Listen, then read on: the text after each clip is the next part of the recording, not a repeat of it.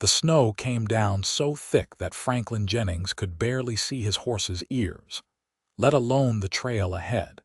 And he knew with absolute certainty that if he didn't find shelter within the hour, both he and his mare would freeze to death in this God-forsaken Wyoming blizzard. The wind howled like a pack of wolves, cutting through his heavy coat as though it were made of paper, and his fingers had gone numb inside his leather gloves an hour ago. Franklin had been riding for 3 days straight from Cheyenne, trying to reach the small settlement of Pinon before winter set in properly. But the weather had other plans. He squinted through the driving snow, searching desperately for any sign of the old trapper's cabin he'd heard about from a prospector back in Laramie. His mare, a sturdy bay named Duchess, stumbled slightly, and Franklin felt his heart clench with worry. She'd been a faithful companion for 5 years, and the thought of losing her to this storm made his chest tight. Just when he was about to give up hope and prepare to make a desperate camp in the lee of some rocks, Franklin saw something that made him pull up short. Through the swirling white curtain of snow, he could make out what looked like a dark shape on the ground, partially covered already by the accumulating drifts. His first thought was that it might be a fallen animal, maybe an elk or a deer, but as Duchess picked her way closer, Franklin's blood ran cold. It was a person. He was off his horse before he'd fully thought it through, his stiff legs nearly giving out beneath him as he stumbled through the knee-deep snow. The figure was small, bundled in what looked like a thin traveling coat that was wholly inadequate for this kind of weather. Franklin dropped to his knees beside the person and brushed away the snow with hands that shook from more than just the cold. A woman's face appeared beneath the white powder, her lips tinged blue, her skin pale as death. She was young, probably in her early 20s, with dark hair plastered to her forehead by melting snow. "Madam, madam, can you hear me?" Franklin shook her shoulder gently, then more firmly when she didn't respond. For a terrible moment, he thought she was already gone, but then he saw the faint rise and fall of her chest beneath her coat. She was alive, but barely. Franklin didn't waste another second. He scooped the woman up in his arms, surprised at how light she was, and struggled back to where Duchess waited. Getting both himself and the unconscious woman onto the horse was a challenge that left him panting with effort. But Franklin managed it, settling the woman in front of him and wrapping his arms around her to keep her from falling. She was so cold that he could feel it even through their layers of clothing. "Come on, girl," he muttered to Duchess, urging her forward. "We've got to find that cabin now, or all 3 of us are done for." The mare pushed on through the storm with the steady determination that had made Franklin choose her in the first place. Time seemed to lose all meaning as they trudged through the white hell. Franklin's world narrowed to the need to keep moving forward, to keep the woman in his arms upright, to stay conscious himself, despite the cold that wanted to drag him down into sleep. He talked to Duchess constantly, his voice hoarse from shouting over the wind, and he talked to the woman too, though she couldn't hear him. "You're going to be all right," he told her, not sure if he was lying or not. "We're going to get you warm. You just hold on now, you hear me? Don't you give up." When the dark shape of the cabin finally emerged from the snow, Franklin almost wept with relief. It was exactly where the prospector had said it would be, nestled in a small valley with a thick stand of pines at its back to provide shelter from the worst of the wind. The cabin was small and crude, but it had 4 walls and a roof, and that was all that mattered. Getting inside took the last reserves of Franklin's strength. He half fell through the door with the woman in his arms, and it took him 3 tries to get back up and close the door against the howling storm. The cabin was dark and bitterly cold, but it was out of the wind, and that alone felt like a blessing. Franklin laid the woman down on the dirt floor as gently as he could, then forced his frozen body to move, to work, to do what needed doing. First, he had to bring Duchess inside. The cabin was just barely large enough for the three of them, but Franklin wasn't about to leave his horse outside to freeze. He led her in and tied her to one of the support beams, then stripped off her saddle and rubbed her down with a blanket from his pack, working feeling back into her legs and flanks. Only when he was satisfied that Duchess was as comfortable as possible did Franklin turn his attention to the woman. She hadn't moved from where he'd laid her down. Her breathing was shallow, her skin still that terrible pale color. Franklin's hands shook as he knelt beside her and began to work her out of her wet coat. Her dress underneath was damp too, and Franklin hesitated, knowing that he needed to get her out of the wet clothes but acutely aware of the impropriety. But this was life and death, and propriety be damned. He found a thick woolen blanket in an old trunk in the corner of the cabin, along with a couple of dusty furs that looked like they'd been there for years. Franklin wrapped the woman in the blanket after removing her wet outer garments, leaving her in her cotton underclothes, and then he set about building a fire in the cabin's small stone hearth. There was a stack of wood beside it, dry and ready to use, and Franklin sent up a silent prayer of thanks to whoever had left it there.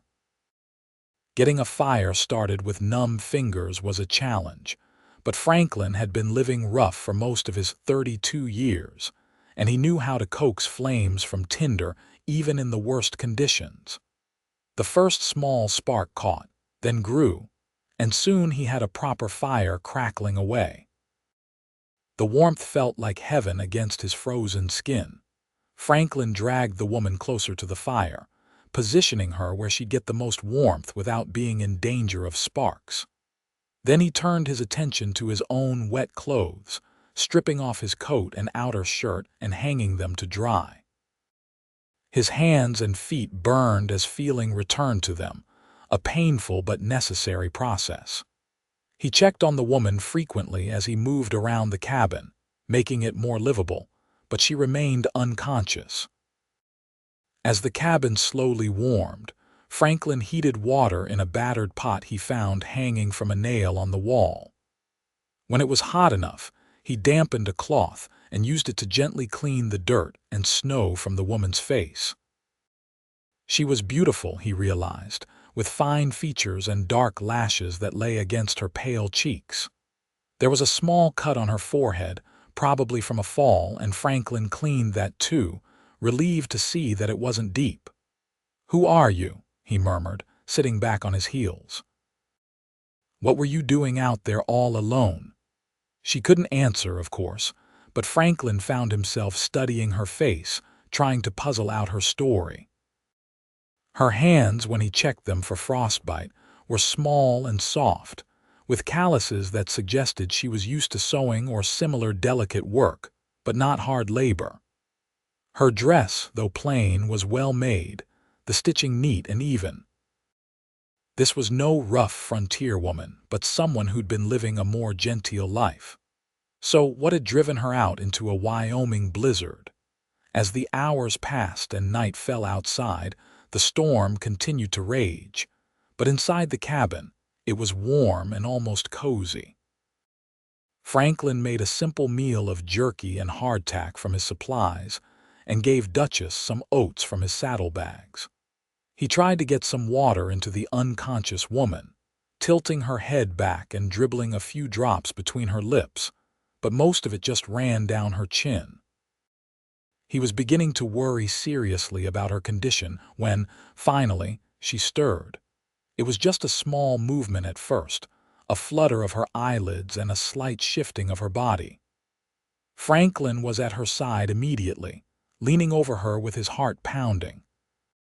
Her eyes opened slowly, unfocused and confused, and he saw that they were a startling shade of green. "Easy now," Franklin said softly. "You're safe. You're in a cabin out of the storm." The woman's gaze fixed on his face, and he saw fear flash through her eyes. She tried to sit up, but her body wouldn't cooperate, and she fell back with a small gasp. "Don't try to move too fast," Franklin cautioned. "You were half frozen when I found you. You need to take it slow." "Who?" Her voice was barely a whisper, hoarse and weak. "Who are you?" "Name's Franklin Jennings. I found you out on the trail during the blizzard. You were unconscious, near about frozen solid. I brought you here to this cabin to get you warm." The woman's eyes darted around the cabin, taking in the fire, the horse, Franklin's face. He could see her trying to piece together what had happened, confusion and fear warring in her expression. "Where is my sister?" The question came out urgent, panicked, and the woman tried again to sit up. This time Franklin helped her, supporting her back as she struggled upright. "Ellen." "Where is Ellen?" Franklin's stomach dropped. "Madam, I'm sorry, but you were alone when I found you. There was no one else on the trail." "No." The woman's voice cracked with desperation. "No, she was with me. We were traveling together. We got separated in the storm, and I was trying to find her. I have to go back. I have to find her." She tried to stand, but her legs wouldn't hold her, and she would have collapsed if Franklin hadn't caught her. The movement dislodged the blanket, and Franklin quickly pulled it back around her shoulders, acutely aware of how little she was wearing. "Madam, please, you need to calm down. You're in no condition to go anywhere, and that storm out there would kill you in minutes. I promise you, if your sister is out there, I'll look for her as soon as it's safe to do so. But right now, you need to rest and get your strength back." Tears spilled down the woman's cheeks, and Franklin felt his heart twist. "She's only 19, the woman whispered. "She's just a girl. She must be so scared." Franklin helped the woman lie back down, his mind racing. Another person out in that storm, possibly still alive, possibly needing help. But going out now would be suicide. The blizzard was still raging and visibility was zero. He'd never find anyone in those conditions, and he'd only end up dead himself. "What's your name?" he asked gently, trying to distract her from her panic. "Victoria," she whispered. "Victoria Campbell." "All right, Victoria, I need you to tell me everything. What were you and your sister doing out here? Where were you coming from, and where were you heading?" Victoria took a shaky breath, her eyes fixed on the ceiling of the cabin. "We were coming from Missouri. Our parents died 6 months ago. The fever took them both. We had nothing left there, no family, and Ellen and I decided to head west. We heard there were opportunities in California, that women could find work there. We joined up with a wagon train in Independence, but it was a disaster from the start." She paused, and Franklin waited patiently, giving her time to gather her thoughts. "The wagon master was a drunk," Victoria continued, her voice bitter. "He led us on a route that added weeks to the journey. By the time we reached Wyoming territory, it was late October, and everyone knew we weren't going to make it over the mountains before winter. The train stopped in Cheyenne, and most people decided to winter there and continue in the spring. But Ellen and I, we didn't have the money to stay in town for months. We'd spent almost everything we had just to join the train." Franklin could see where this was going, and he felt a surge of anger at the people who must have left these 2 young women to fend for themselves. "We heard about Pinyon," Victoria said. "Someone told us it was a small settlement, not more than 2 days' ride south, and that there was a boarding house there where we might find work and a place to stay for the winter. We thought we could make it. We bought supplies with the last of our money and set out 3 days ago. But then the storm hit." "Where were you when it started?" "We'd been following the trail along the creek. There was supposed to be a ranch somewhere along there, but we never found it. When the snow started, we tried to find shelter, but it came on so fast. The wind was so strong and we couldn't see anything. Ellen's horse spooked at something, bolted off the trail. She went after it, told me to wait. but she didn't come back. I waited as long as I could, but I was so cold and I couldn't feel my feet. I went looking for her, but I got turned around. I don't even remember falling. I just remember being so tired and the snow was so deep. Victoria's voice broke, and she covered her face with her hands. Franklin wanted desperately to offer her some comfort, some hope, but he didn't know what to say. The chances of her sister surviving a night in that storm were slim at best. "When the storm breaks, I'll ride out and look for her," Franklin promised. "Maybe she found shelter somewhere like we did. There are a few old line shacks and caves in these parts. She might have holed up to wait it out." Victoria lowered her hands and looked at him with those green eyes full of desperate hope. "You would do that. You don't even know us." "Can't call myself a man if I wouldn't help someone in need," Franklin said simply. "Besides, I know what it's like to be alone in the world. I wouldn't wish that on anyone." "Are you alone?" Victoria asked, her voice soft. Franklin nodded, settling back against the wall near the fire. "Have been for a long time now. My parents had a small ranch in Texas, but they lost it when I was 20. Bank foreclosed. My pa, he couldn't take it. The shame was too much for him. He took his own life, and my ma, she just kind of faded away after that, died within the year. I've been drifting ever since, working ranches, doing odd jobs, never staying in one place too long." "That sounds lonely," Victoria said quietly. "It is," Franklin admitted, surprised at his own honesty. There was something about this woman, lying there wrapped in blankets by the firelight, that made him want to open up in a way he usually didn't. "But it's easier than putting down roots only to have them torn up again. I learned that lesson the hard way." They fell silent for a while, listening to the wind howl outside and the crackling of the fire. Franklin got up to add more wood to the flames and check on Duchess, who was dozing peacefully in her corner. When he returned to the fire, he found Victoria watching him. "Thank you," she said, "for saving my life. I know you risked your own safety to help me." "Anyone would have done the same," Franklin replied, but Victoria shook her head. "No, they wouldn't have.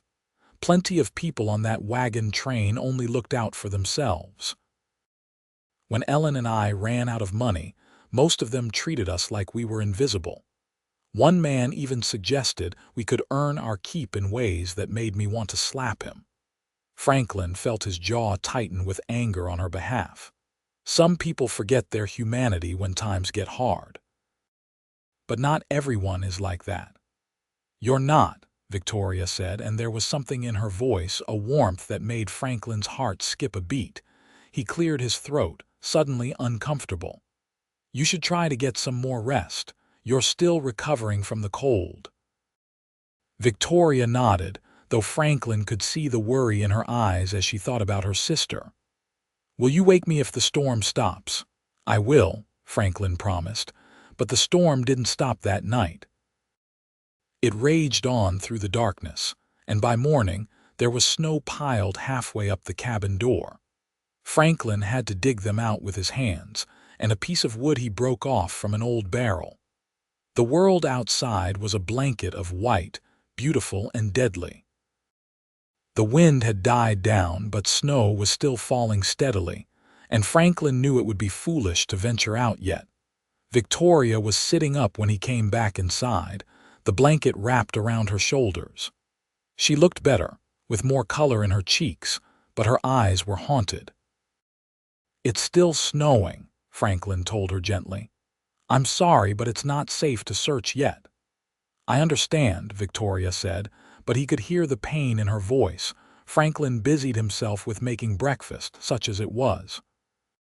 He heated water and made a weak tea from some dried leaves he found in the cabin, and he rationed out more of his jerky and hardtack. It wasn't much, but it would keep them going.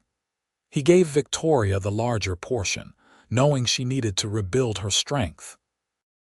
As they ate, Franklin found himself studying her more closely. In the daylight filtering through the cabin's single small window, he could see details he'd missed the night before. She had a small scar on her chin, barely visible, and a sprinkling of freckles across her nose. Her dark hair, now dry from the fire's heat, fell in waves past her shoulders. She was the kind of beautiful that made his chest ache, but it was more than that. There was a strength in her face, in the way she held herself despite her obvious grief and worry. This was a woman who'd been through hardship and survived. "Tell me about your sister," Franklin said, wanting to distract her from dwelling on the worst possibilities. "What's she like?" Victoria's face softened. "Ellen is wonderful. She's always been the cheerful one, the one who sees the bright side of everything. When our parents died, I fell apart, but Ellen was the one who kept us going. She'd make up songs while we worked, silly things that made me laugh even when I wanted to cry. She's brave, too. Braver than me in a lot of ways. When we decided to head west, I was terrified, but Ellen was excited.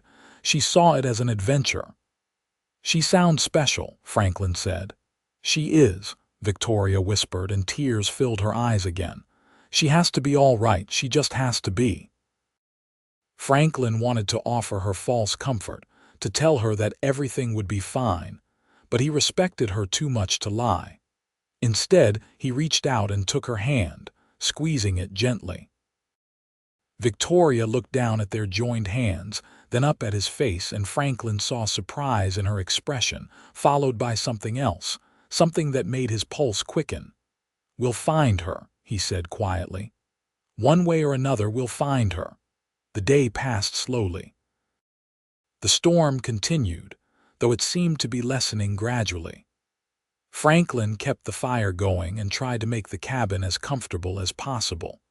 He found an old deck of cards in the trunk and taught Victoria a game his father had taught him long ago. It was a good distraction, and he found himself enjoying her company more than he'd expected. She was quick-witted and funny when she let herself relax, and their conversation ranged from the practical to the philosophical. "What were you doing out here alone?" Victoria asked him at one point. "You said you were heading to Pinyon," Franklin nodded. "I heard they might need a ranch hand at one of the spreads near there. Thought I'd check it out, maybe stay for the winter if the work was good. You move around a lot." "Yeah. Like I said, I don't tend to stay in one place long. Why not?" Victoria asked, her green eyes curious.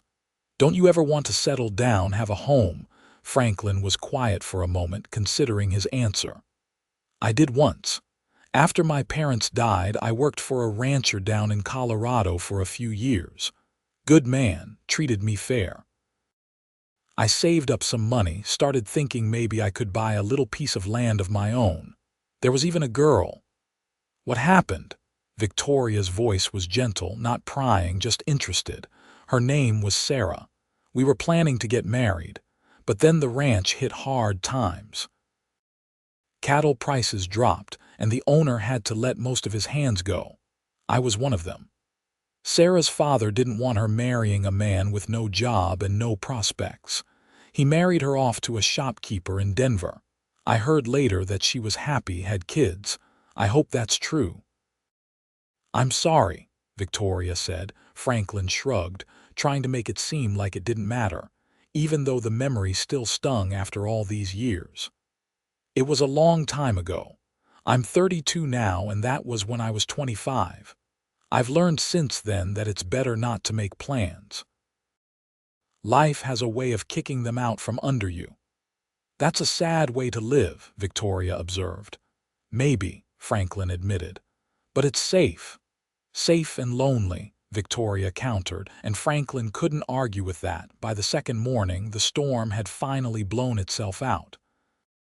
The sky was still overcast, but the snow had stopped, and the wind had died to a gentle breeze.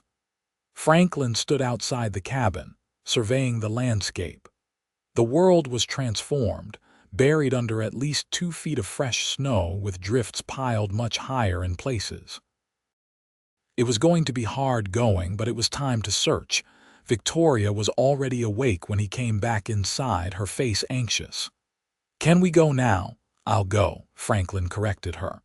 "You're staying here where it's warm and safe." "No." Victoria stood up, wrapped in the blanket like a cloak. "Ellen is my sister. I'm coming with you." "Victoria, you're still recovering from near freezing to death 2 days ago. You're in no condition to—" "I'm coming," Victoria said firmly, and Franklin saw the steel in her eyes. "You can argue with me all you want, but it won't change my mind. Ellen is my responsibility. I'm not going to sit here while you search for her." Franklin wanted to argue further, but he could see it would be pointless. Victoria Campbell was stubborn, and he found himself respecting that even as it complicated things. "Fine," he said. "But you're wearing warmer clothes. Those wet things of yours are useless." Franklin dug through his saddlebags and found a spare shirt and a pair of trousers. They were far too big for Victoria, but they were wool and dry, and that was what mattered. He turned his back while she changed, then helped her cinch the trousers with rope so they wouldn't fall off. She looked ridiculous, swimming in his clothes, but she also looked determined. Getting Victoria up on Duchess behind him was a challenge, given how weak she still was, but she managed it with grit. Franklin could feel her arms wrapped around his waist, holding on tight, and he tried not to think about how right it felt to have her there. They backtracked along the trail Franklin had taken to reach the cabin, Victoria directing him toward where she'd last seen her sister. The going was slow. Duchess struggled through the deep snow, and Franklin had to dismount frequently to lead her through particularly difficult patches. The cold was brutal, biting at any exposed skin, but at least the sun was trying to break through the clouds now, providing some light. "There," Victoria said suddenly, pointing. "That's where we were when Ellen's horse bolted. I remember that dead tree." Franklin studied the area. There were no tracks visible, of course. The new snow had covered everything. "Which direction did she go?" "East, toward those rocks," Victoria said, her voice tight with worry. "They searched for hours." Franklin called out Ellen's name until his voice was hoarse, and Victoria did the same despite her weakness. They checked every cluster of rocks, every small depression that might have provided shelter. Franklin found evidence of horses having passed through at some point, the shapes of their bodies having left slight impressions that the snow hadn't quite filled in, but there was no way to know if one of them had been Ellen's mount. The sun was high in the sky when Victoria suddenly cried out. "There, Franklin, there!" She was pointing to a small ravine, and Franklin saw what she'd spotted, a flash of red cloth barely visible in the snow. He urged Duchess forward, his heart pounding, and they slid down into the ravine. The red cloth was a scarf, half buried in the snow. Victoria scrambled off the horse, nearly falling in her haste, and began digging frantically. "Ellen, Ellen, please." Franklin joined her, using his hands to push away the snow, and together they uncovered the form of a young woman. She was curled on her side, her dark blonde hair frozen stiff with ice, her face pale and still. Franklin checked for a pulse, his fingers pressed to her throat, and felt his heart sink. "Nothing." "No," Victoria whispered. "No, no, no." But then, impossibly, he felt it. The faintest flutter under his fingertips, so weak he almost missed it. "She's alive," Franklin said urgently. "Barely, but she's alive. We need to get her warm now." Getting Ellen back to the cabin was a nightmare. She was dead weight, completely unconscious, and getting her onto Duchess with Franklin and Victoria was nearly impossible. Franklin ended up carrying her in his arms while walking beside the horse, Victoria clinging to the saddle and leading the way. His muscles screamed with the effort, and more than once he slipped and nearly fell, but he kept going, driven by the desperate need to save this girl. By the time they reached the cabin, Franklin's arms were shaking with exhaustion, and Victoria was barely conscious herself, pushed far beyond her limits. But they'd made it. Franklin kicked open the cabin door and carried Ellen inside, laying her down by the fire that he'd banked before leaving.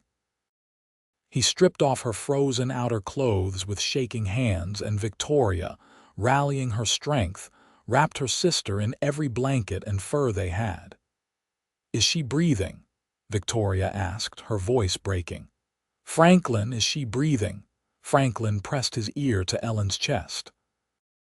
Her heartbeat was so faint he could barely hear it, and her breathing was shallow and irregular. "Yes, but barely.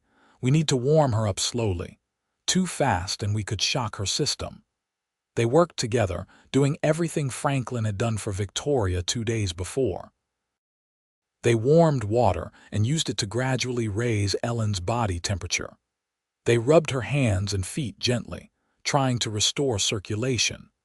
Franklin heated stones in the fire and wrapped them in cloth, tucking them around Ellen's body. Victoria talked to her sister constantly, begging her to hold on to fight. Hours passed. The sun set outside, plunging the cabin into darkness broken only by the firelight. Franklin added more wood to the fire and brought in more from the stack outside, working mechanically, his mind numb with exhaustion and worry. He barely knew these women, but the thought of losing Ellen after they'd found her alive felt unbearable. It was well past midnight when Ellen finally stirred. Victoria, who had been sitting beside her sister holding her hand, let out a sob of relief.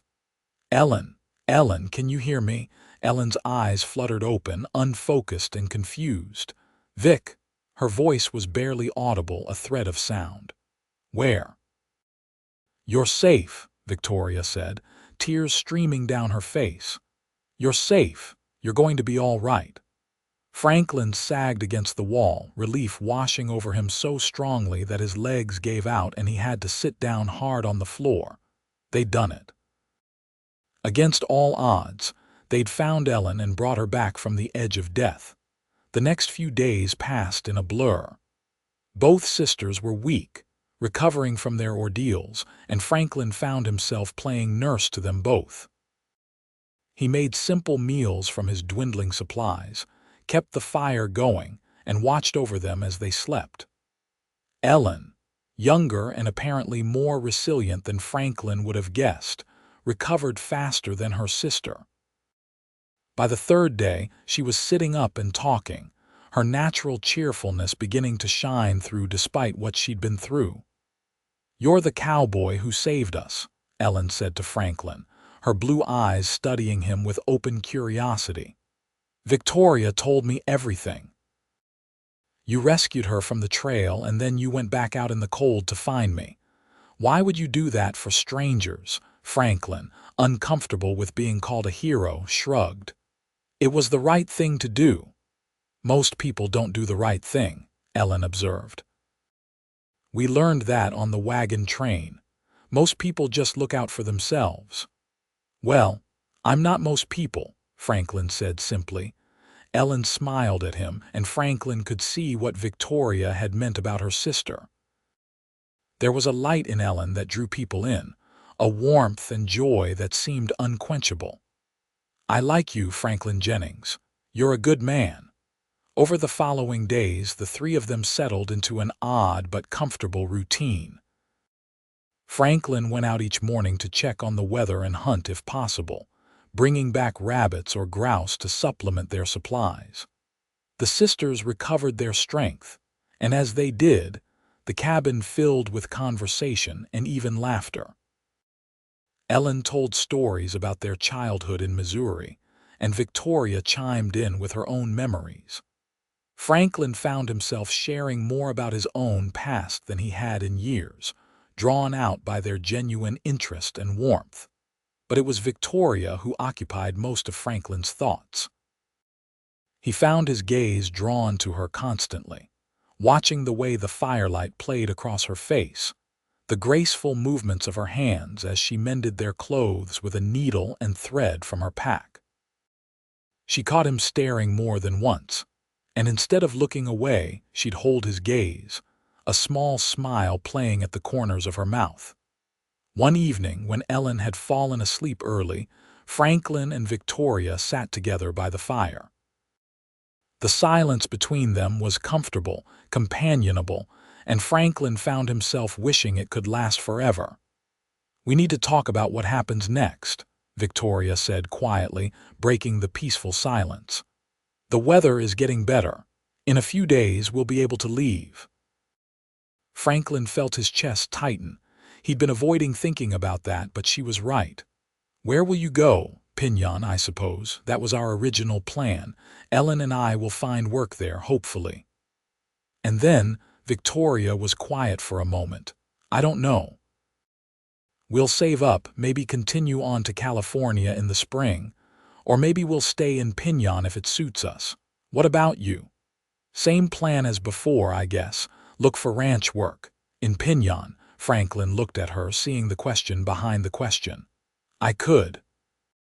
"I'd like that," Victoria said softly. "If you were there, I'd like that very much." Franklin's heart was pounding so hard he was sure she could hear it. "Victoria, I need to tell you something. These past few days, being here with you, it's been the happiest I've been in a long time. Probably since before my parents died. I know we've only known each other a short while, and I know I have nothing to offer you. I'm just a drifter with a horse and a few coins to my name. But I can't let you leave without telling you that I've developed feelings for you. Strong feelings." Victoria's green eyes were shining in the firelight. "Franklin, you saved my life. More than that, you've shown me kindness and respect and care. You've made me feel safe in a way I haven't felt since my parents died. I have feelings for you too." "You do?" Franklin could hardly believe what he was hearing. "I do," Victoria confirmed. "I know it's fast and maybe it's crazy, but when you've faced death and come through it, I think you learn not to waste time on things that don't matter. This matters. You matter." Franklin reached out and took her hand, lacing his fingers through hers. "I don't want to be alone anymore," he said quietly. "For so long I've told myself it was easier that way, safer. But that's just fear talking. Truth is, I'm tired of running. I'm tired of not having anyone or anything to fight for." "Then don't run," Victoria said. "Stay. We'll figure it out together." Franklin leaned forward slowly, giving her time to pull away if she wanted, but Victoria met him halfway. Their lips touched, soft and tentative at first, then with growing confidence. Franklin felt like his heart might burst from his chest. He'd kissed women before, but never like this, never with this sense of rightness of coming home. When they finally pulled apart, both slightly breathless, Victoria was smiling. "That was nice." "It was," Franklin agreed, grinning like a fool. They sat there for a long time, hand in hand, watching the fire and talking quietly about their hopes and dreams. Franklin told her about the small ranch he'd always dreamed of owning, just a few acres with some cattle and horses. Victoria told him about her love of sewing, how she'd always imagined having a little dress shop someday. They made plans, tentative and uncertain, but plans nonetheless. Plans together. 3 days later, the weather had improved enough for travel. The sun was shining, and while it was still cold, the worst of the winter storm seemed to have passed.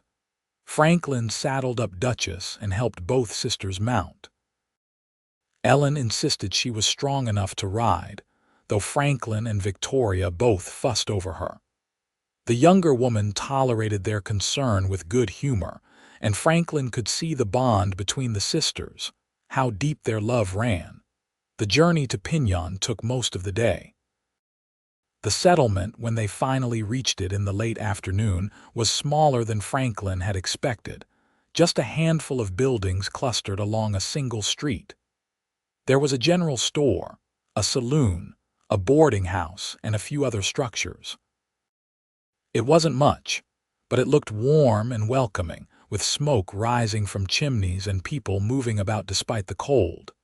They stopped first at the boarding house, a two-story structure with a painted sign out front that read, Mrs. Davies Boarding House Clean Rooms, Fair Rates. The proprietor, a stout woman in her 50s with graying hair and sharp eyes, looked them over with frank assessment. "We need rooms," Victoria said. "My sister and we're looking for work and a place to stay." Mrs. Davies looked from the sisters to Franklin and back again. "And him." "Mr. Jennings is a friend who helped us through the storm," Victoria explained. "He'll need his own room as well." Mrs. Davies didn't look entirely convinced of the propriety of the situation, but she must have decided they looked respectable enough. "I've got 2 rooms available. You sisters can share one and your friend can have the other. $2 a week, each room, meals included." It was steep, Franklin knew, but they didn't have much choice. He had a little money saved, enough to cover a few weeks, and he hoped he could find work quickly. They agreed to Mrs. Davies' terms and carried their meager possessions upstairs. Franklin's room was small but clean, with a narrow bed, a washstand, and a single window looking out on the street. It felt luxurious after nights on the ground and in the trapper's cabin. He washed up and changed into his spare shirt, then went to check on the sisters. He knocked on their door and Victoria answered, her hair loose around her shoulders. Franklin's breath caught at the sight of her. "We were just about to come find you," Victoria said. "Ellen and I thought we should all have dinner together, downstairs in the dining room." The meal was simple but good, beef stew with fresh bread and butter. As they ate, Mrs. Davies came to sit with them, her initial suspicion having apparently faded.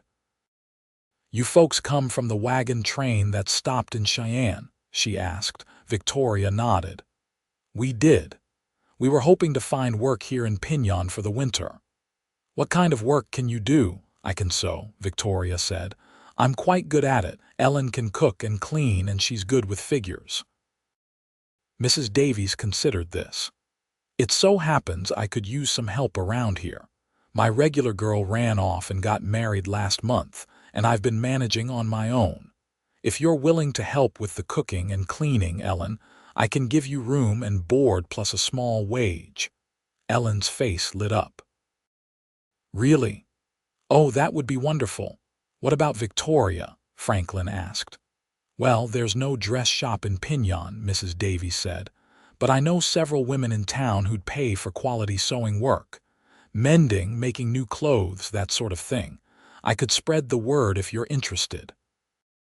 "I'm very interested," Victoria said gratefully. "Thank you so much." Mrs. Davies turned her attention to Franklin. "And what about you, young man? What's your trade?" "I'm a ranch hand, madam. I've worked cattle most of my life.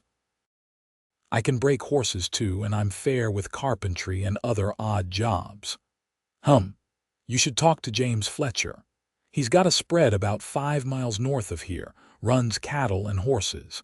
He mentioned needing to hire on another hand for the winter. His place is called the Circle F. Franklin felt hope bloom in his chest. "Thank you, madam. I'll ride out there first thing tomorrow." That night, Franklin walked Victoria outside after dinner. The sky was clear and full of stars, and their breath misted in the cold air. Franklin had left his coat unbuttoned, wanting to prolong their time together despite the chill.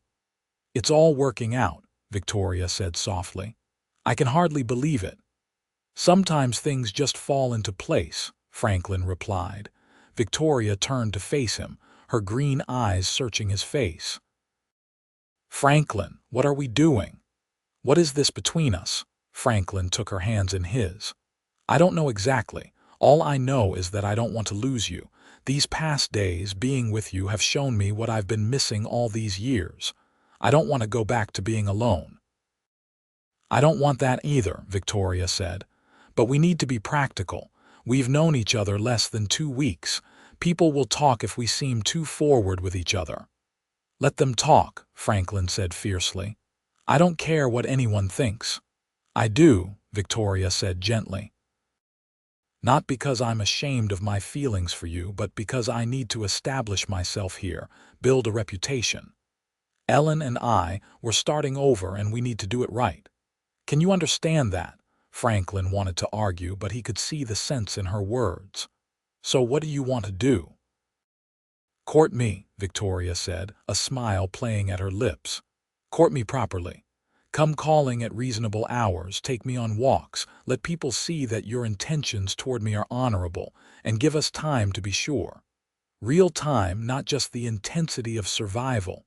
How much time? Franklin asked, though he already knew what his heart was telling him.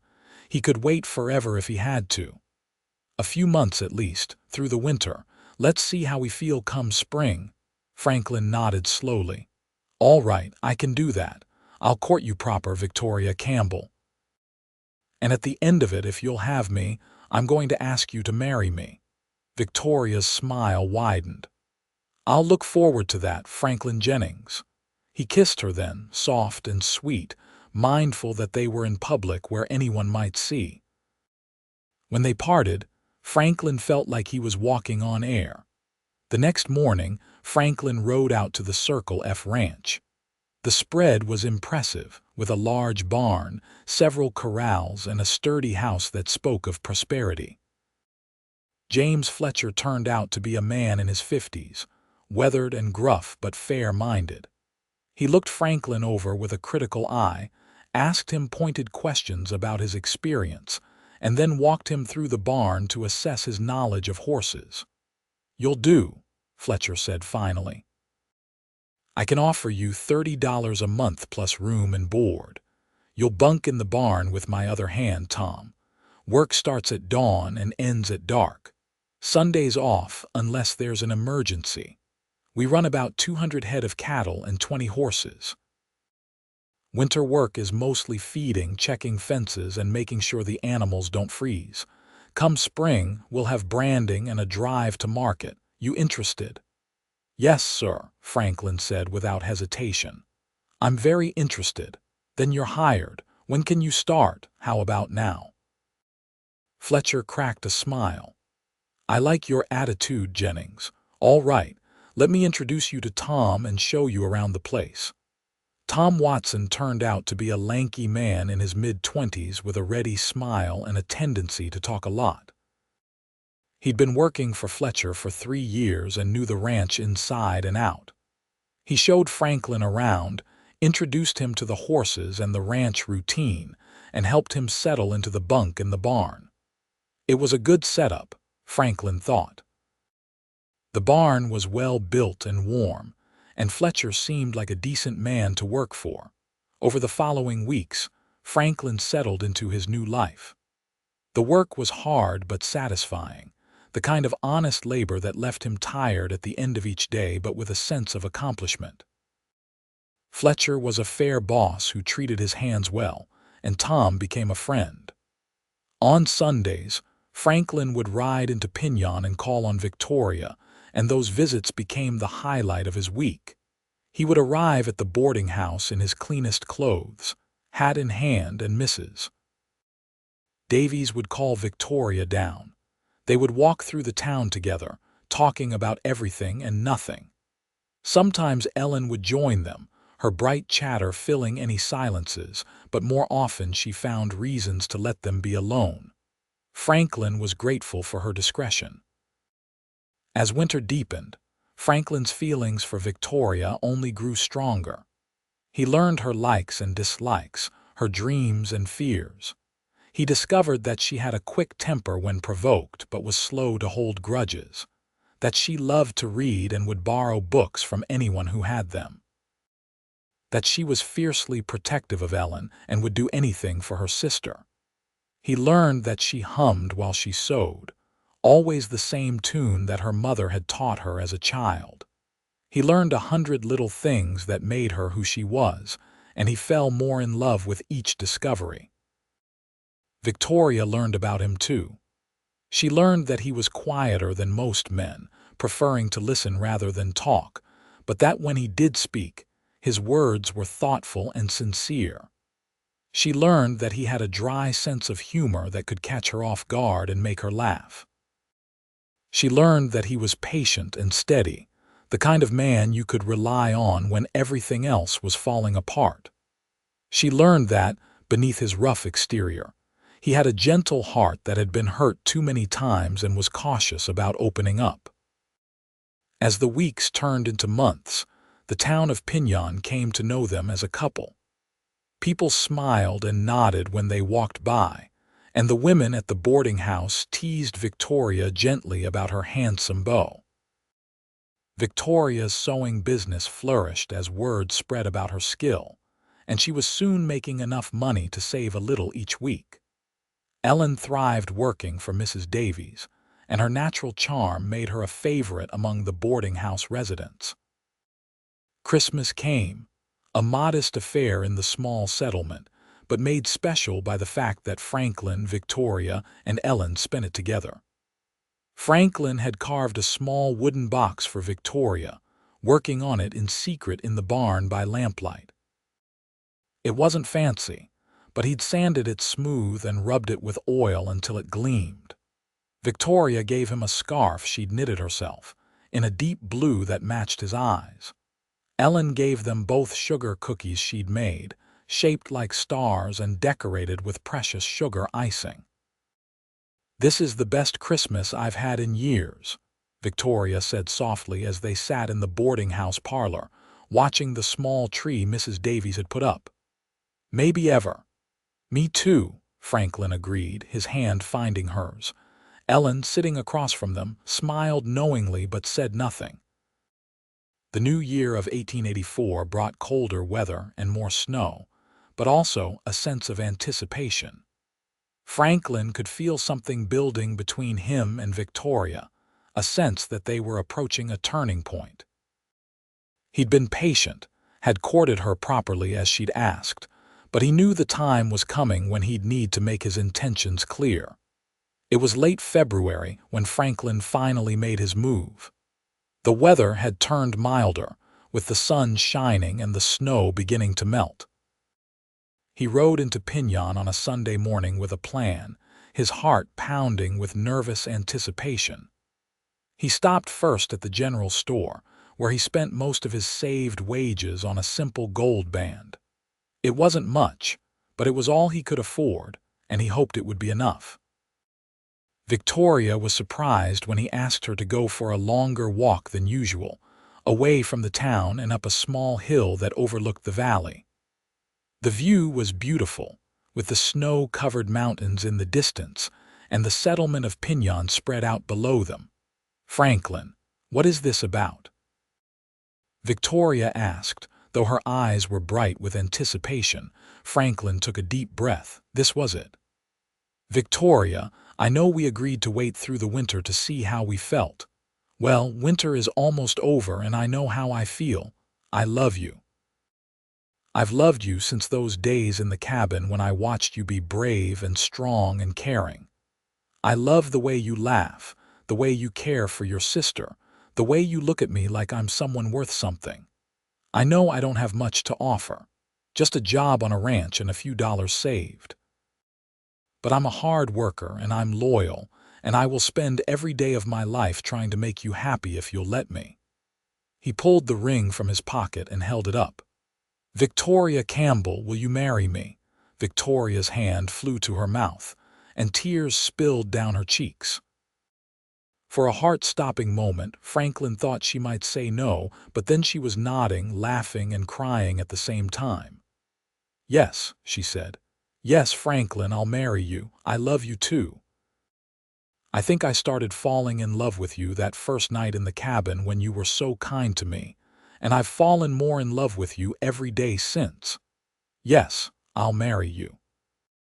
Franklin slipped the ring on her finger with shaking hands, and then he pulled her into his arms and kissed her properly, not caring if anyone might see. Victoria kissed him back with equal passion, her arms wrapped around his neck, and Franklin felt like the luckiest man alive. They were married 3 weeks later in a simple ceremony at the church in Pinyon. Ellen stood up as Victoria's witness, and Tom served as Franklin's. Mrs. Davies helped Victoria make a simple dress from white cotton, and Franklin borrowed a suit from James Fletcher. It wasn't fancy, but it was perfect. When the minister pronounced them man and wife and Franklin kissed his bride, he felt a sense of peace and rightness that he'd never experienced before. James Fletcher, pleased that his best hand was putting down roots in the area, offered Franklin and Victoria the use of a small cabin on the edge of his property. It had been a line shack once, but had been expanded into a two-room dwelling. It wasn't much, but it was theirs, and Victoria immediately set about making it a home. She sewed curtains for the windows and made a quilt for their bed. Franklin built shelves and a proper table and chairs. They were poor in terms of money, but rich in everything that mattered. The first year of their marriage was full of joy and discovery. They learned each other's rhythms, the give and take of living together. They had their first argument, a silly thing about how to arrange the furniture, and their first making up, which was even better. Victoria continued her sewing work, and Franklin kept working for Fletcher. They saved every penny they could, dreaming of the day when they might buy their own land. Ellen visited often, always bringing news from town and making them laugh with her stories. She'd started walking out with Tom Watson, much to Franklin's surprise and delight, and the two made a good couple. Ellen's brightness balanced Tom's easy-going nature perfectly. In the fall of 1884, Victoria told Franklin she was expecting a baby. Franklin was overcome with emotion, hardly able to believe that he was going to be a father. He became even more protective of Victoria, fussing over her until she had to laugh and shoo him away. But he could see the joy in her eyes, the excitement and anticipation. Their son was born in May of 1885, a healthy baby with his father's dark hair and his mother's green eyes. They named him Samuel James Jennings, after Franklin's father and Victoria's father. Holding his son for the first time, Franklin felt tears run down his face. He'd thought he'd always be alone, always drifting, but now he had a family. He had a wife who loved him and a son who would carry on his name. It was more than he'd ever dared to dream. Ellen and Tom married that summer, and Franklin stood up for his friend just as Tom had stood up for him. It felt right, the four of them building their lives in this small corner of Wyoming. Ellen and Tom moved into a little house in Pinyon, and Ellen continued to work part-time for Mrs. Davies while also taking in laundry. Tom kept working at the Circle F, and the two couples saw each other often. The years passed, each one bringing its own joys and challenges. Franklin and Victoria had two more children, a daughter they named Rose in 1887 and another son, Daniel, in 1889. The little cabin grew crowded, and Franklin worked extra hours to save up money. James Fletcher, growing older and more impressed with Franklin's dedication and skill, sold him 50 acres of land at the edge of the ranch property at a price Franklin could afford. It took 2 years of hard work, but Franklin built a proper house on that land. It was small but sturdy, with 3 bedrooms and a real kitchen with a wood stove Victoria had admired in a catalog. They moved in the spring of 1892, and Victoria cried happy tears as she carried their belongings across the threshold of their own home on their own land. Franklin started his own small herd with cattle he bought from Fletcher and a few other ranchers. He worked from dawn to dusk, but it was his land, his cattle, his future. Victoria helped however she could, managing the household and the children while still taking in sewing work. They were partners in every sense of the word, building something together. Ellen and Tom had children too, first a daughter and then twin boys, and the cousins grew up together, playing in the fields and learning the ways of ranch life. Sunday dinners became a tradition, with both families gathering at one house or the other, filling the rooms with laughter and love. As Franklin sat on the porch of his house, one evening in the summer of 1895, watching the sun set over the mountains, he reflected on how much his life had changed. 13 years ago, he'd been alone, drifting, convinced that he'd spend his life that way. Then a blizzard had brought Victoria into his life, and everything had changed. Victoria came out to join him, sitting in the rocking chair beside his. She was 34 now, still beautiful, with a few strands of gray in her dark hair and laugh lines at the corners of her eyes. She reached over and took his hand, and Franklin squeezed her fingers gently. "What are you thinking about?" she asked. "About that storm," Franklin said. "About finding you on the trail, half frozen. About how close we came to never meeting." "Fate," Victoria said softly. "That's what I think it was. We were meant to find each other." "You became the warmth I always craved," Franklin said, the words coming from his heart. "Before you, I was just existing, going through the motions. But you brought me back to life. You and the kids, this home, this life we've built. It's everything I never knew I needed." Victoria's eyes shimmered with tears. "You saved my life that day, Franklin. And every day since, you've made my life worth living. I love you more now than I did the day we married, and I didn't think that was possible." Franklin leaned over and kissed her, soft and tender. "I love you too." The door burst open and their 3 children came tumbling out. Samuel, now 10, was chasing 8-year-old Rose, who was squealing with laughter. 6-year-old Daniel ran after both of them, determined not to be left out. "Children, settle down," Victoria said, but she was smiling. "Can we go fishing tomorrow, Pa?" Samuel asked, skidding to a stop in front of Franklin. "You promised we could go if I finished all my chores." "I did promise that," Franklin agreed. "We'll go first thing in the morning. Can I come too?" Rose asked. "Me too," Daniel chimed in. "Everyone can come," Franklin said, laughing. "We'll make a day of it. Your ma can pack a lunch and we'll spend the whole day at the creek." The children cheered and ran off to play some more, their voices carrying on the evening air. Victoria shook her head fondly. "They have so much energy." "They're good kids," Franklin said. "We're blessed." "We are," Victoria agreed. As the years continued to pass, Franklin and Victoria watched their children grow. Samuel showed an aptitude for ranching and worked alongside his father from a young age, learning everything Franklin could teach him. Rose was clever and creative, inheriting her mother's skill with a needle and her father's business sense. She talked about opening her own dress shop someday, maybe in Cheyenne or even Denver. Daniel was the dreamer, always with his nose in a book when he could get his hands on one, talking about becoming a teacher or maybe even a lawyer.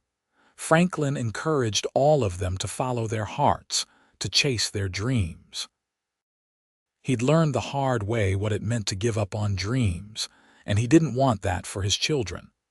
But he also taught them the value of hard work, of integrity, of treating people with respect. He taught them to never give up on each other, that family was the most important thing in the world. Ellen and Tom's children grew up alongside the Jennings kids, and the 2 families remained close.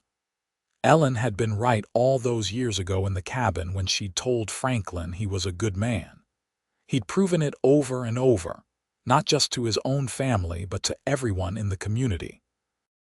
People knew that if Franklin Jennings gave you his word, you could count on it, that if you needed help, he'd be there. The ranch grew slowly but steadily. Franklin never got rich, but he made enough to provide for his family and put a little aside for the future. The cattle herd grew to a respectable size, and Franklin developed a reputation for raising quality stock. The land that had started as 50 acres expanded to 100, then to 200, as Franklin was able to buy adjacent parcels from neighbors looking to retire or move on. Victoria's sewing business had evolved too. As their children got older and needed less constant supervision, she'd been able to take on more work. She had a steady clientele throughout Pinyon and the surrounding ranches, and she'd even started receiving orders from as far away as Cheyenne, with customers sending measurements and fabric and asking her to create specific garments. The money she made was saved religiously, put toward the children's futures. As Samuel approached his 18th birthday in 1903, Franklin knew it was time to have an important conversation with his son. They were out mending a fence line together, working in companionable silence when Franklin broached the subject.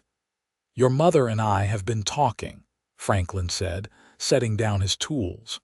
"You're going to be a man soon, and we want you to start thinking about your future." Samuel looked up, his green eyes so like his mother's curious. "I figured I'd keep working here, Pa, help you build the ranch." "That's one option," Franklin agreed. "And if that's truly what you want, then you know I'd be proud to have you as a partner. But I want you to consider other options too. You're smart, Samuel. You could go to school, learn accounting or business management, or you could start your own place. We'd help you get set up." Samuel was quiet for a moment, considering. "Pa, can I ask you something?" "Anything." "Do you regret not having more? Not building a bigger ranch or moving to a city or doing something more ambitious?" Franklin thought about the question carefully. "Not for a second," he said finally. "I have everything I ever wanted right here. Your mother, you kids, this land." "I'm not saying ambition is bad, son, but you need to know what truly matters to you. For me, it was always about having a home, a family, roots. After years of drifting, that was all I wanted. But you might want something different, and that's all right too." "I think I want what you have," Samuel said. "A family, a place to belong, but maybe on a slightly bigger scale. I've been thinking about how we could expand the operation, maybe get into horse breeding more seriously. The Army is always looking for good cavalry horses." Franklin smiled. "That's the kind of thinking that will take this place into the next generation. You have ideas and you're not afraid to think big. That's good." They continued working, but Franklin felt a deep sense of satisfaction. His son was going to be all right. They all were. The years rolled on, bringing the usual mixture of joys and sorrows. James Fletcher passed away in 1905, and Franklin mourned the loss of the man who'd given him a chance when he needed it most. Mrs. Davies died the following year, and Ellen inherited the boarding house, which she and Tom ran together. It became even more successful under their management, as Ellen's warmth and hospitality drew visitors from across the territory. Rose, true to her word, opened a dress shop in Cheyenne when she was 21. Franklin and Victoria helped her get set up, and she quickly made a name for herself with her elegant designs and fine craftsmanship. She married a doctor named William Hartley in 1908, and Franklin walked his daughter down the aisle with tears in his eyes, remembering the little girl who used to follow him around the ranch asking a million questions. Daniel went to college in Denver, studying law as he dreamed. He wrote home regularly, his letters full of enthusiasm for his studies and his plans to come back to Wyoming and practice law, fighting for the rights of small ranchers and farmers against the big cattle corporations that were starting to dominate the territory. Samuel married a sweet girl named Margaret from a neighboring ranch in 1906. They had their first child, a boy, in 1907, making Franklin and Victoria grandparents. Holding his grandson for the first time, Franklin felt the circle complete. He was 56 years old, his hair more gray than black now, his hands roughened by decades of hard work. But he'd never been happier. As Wyoming achieved statehood in 1890 and the new century brought changes to the West, Franklin watched the world transform around him. Automobiles started appearing, The railroad expanded, and the wild frontier of his youth slowly gave way to civilization. But in Piñon and on the Jennings ranch, life continued much as it always had, marked by the seasons and the rhythms of ranch work. Franklin and Victoria grew old together, their love deepening with each passing year. They celebrated their 30th wedding anniversary in 1915, surrounded by their children and grandchildren. Samuel and Margaret had given them 3 grandchildren by then. Rose and William had 2, and Daniel, now married to a school teacher named Alice, had just welcomed their first child. On their anniversary night, after the celebration was over and everyone had gone home, Franklin and Victoria sat on their porch, just as they had so many times before. Franklin was 65 now, Victoria 62, and they both felt their years in their bones. But they still held hands, still found comfort in each other's presence. 30 years, Victoria mused. Sometimes it feels like just yesterday that you pulled me off that trail. Other times it feels like I've known you forever. Best decision I ever made, Franklin said. Stopping to help you that day. Best thing that ever happened to me, freezing half to death in a blizzard, Victoria replied with a laugh. Strange how life works out sometimes. You know what I was thinking about today? Franklin asked. That cabin where we spent those first days together. I wonder if it's still standing. We should go look for it, Victoria suggested. One last adventure. Franklin looked at her in surprise. Are you serious? Why not? The weather is fine, we're not completely decrepit yet, and I'd like to see it again, the place where we fell in love. We fell in love there at the boarding house, on walks through town, and every day since, Franklin corrected. But I like the idea. Let's do it. 2 weeks later, Franklin and Victoria set out with Samuel as their guide and protector. The cabin was hard to find after all these years, and the trail had changed, but eventually they located it, still standing though in considerable disrepair. The roof had partially collapsed, and the door hung crooked on its hinges, but it was unmistakably the same place. Victoria walked inside, her eyes roaming over the small space. It seemed so much bigger then, she said softly. Franklin followed her in, his memories washing over him. This is where you woke up, where you asked about Ellen, and there's where I built the fire. And right there, that's where we sat and played cards and talked about our lives. Victoria turned to him, tears in her eyes. This is where I realized I wanted to live, not just survive. You gave me that, Franklin. You've given me a beautiful life. Franklin pulled her into his arms, holding her close. You gave me everything, he whispered. Purpose, love, a family, a home. I was lost before you, Victoria, so lost. And you led me home. They stood there together in the old cabin. 2 people who'd survived a blizzard and built a life together, stronger together than either could ever have been alone. Samuel, watching from the doorway, smiled and quietly stepped away, giving his parents their moment. Franklin and Victoria lived to see the end of World War I and the beginning of the Roaring Twenties, though those events seemed distant from their quiet ranch in Wyoming. They watched their grandchildren grow, and in time, their great-grandchildren were born. The ranch passed to Samuel, who ran it with skill and expanded it into one of the most successful operations in the region, always crediting his father's teaching and his mother's business savvy for his success. Franklin passed away peacefully in his sleep in 1925 at the age of 75.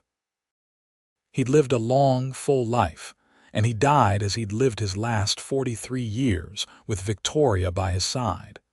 She held his hand as he took his last breath, whispering that she loved him, and Franklin's last words were, "I'll wait for you." Victoria followed him 2 years later in 1927. She'd never quite recovered from losing Franklin, and though she'd stayed strong for her family, everyone could see that part of her had gone with him. On her last day, surrounded by her children and grandchildren, she smiled and said, "I'm going home now. Your father is waiting." Their story became family legend, told and retold to each new generation. The tale of a cowboy who rescued a freezing woman from a blizzard trail, and how she became the warmth he'd always craved. How two people who'd started with nothing had built everything that mattered. How love, real love, could survive anything and create something beautiful that would last long after they were gone. And in Pinyon, Wyoming, where it all began, an old photograph hung in what had once been Mrs. Davy's boarding house. It showed a young couple, the man tall and serious with kind eyes, the woman beautiful with a slight smile. They were holding hands, and even in the faded sepia tones of the old photograph, you could see the love between them, as clear and bright as it had been the day the picture was taken over a century before. Their love story became a testament to the fact that sometimes the worst storms in life can lead you to exactly where you need to be. That sometimes, when you're lost and freezing and certain that you're at the end, that's when your true beginning finds you. Franklin had been drifting, alone and resigned to solitude. Victoria had been desperate, scared, and unsure if she'd survive. But together, they'd found warmth, love, and a home that would endure far beyond their own lives. The ranch stood as a monument to what two people could build when they loved each other completely, supported each other fully, and never gave up on their dreams or each other. And every winter, when the snow fell thick and the wind howled like it had that day in 1883, the family would gather by the fire and remember. They'd remember Franklin and Victoria, the blizzard that brought them together, and the love that had warmed not just them, but everyone they touched, for generations to come.